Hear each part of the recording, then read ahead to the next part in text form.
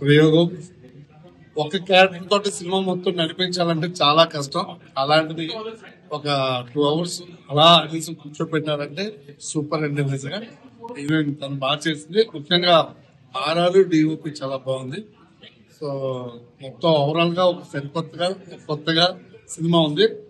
So నిజంగా చాలా అద్భుతం అండి. సింగిల్ క్యారెక్టర్ తో ఈ సినిమా మొత్తం నడిపించడం అనేది 2.5 గంటల సినిమా నడిపించడం అనేది చిన్న విషయం కాదు. రామ్ గోపాల్ నిజంగా డైరెక్షన్ టీం అంతటి కూడా కంగ్రాట్స్ చెప్తున్నాను.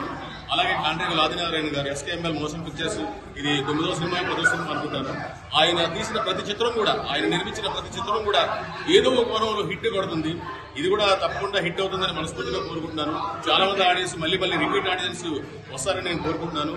అది ఎప్పుడో మనకి ఒక సినిమా వచ్చిందండి, ఇలాగ సింగిల్ ఆర్టిస్ట్ తో ఒక సినిమా అయితే వచ్చింది. యమునా గారు ఎవరు యాక్ట్ చేశారు. దాని తర్వాత అది అంతగా క్యూరియాసిటీ మనకి క్రియేట్ చేయలేదు. అంటే ఒక ఆడియన్స్ కుర్చీకి కట్టిపడేసే విధంగా మనం ఉండాలి అంటే దాంట్లో క్యూరియాసిటీ, నెక్స్ట్ ఏం జరుగుతుంది, ఇంకో నిమిషంలో ఏం జరుగుతుంది, ఇంకో నిమిషంలో ఏం జరుగుతుంది. ఒక గరుడు బేగా చూశాను. గరుడు బేగా ఏదైతే ఇంటెన్షన్ కలిగిస్తుందో, ఏదైతే ఆతృత కలిగిస్తుందో మనిషిని కట్టిపడేసే విధంగా ఇది ప్రతి నిమిషానికి కూడా ఏం జరుగుతుంది అని ఒక ఆతృత అయితే ఉందో అప్పుడే ఒక ఆడియన్స్ కుర్చీని వదలకుండా ఫోన్ ఎత్తకుండా 2.5 గంటలు హ్యాపీగా చూడగలరు.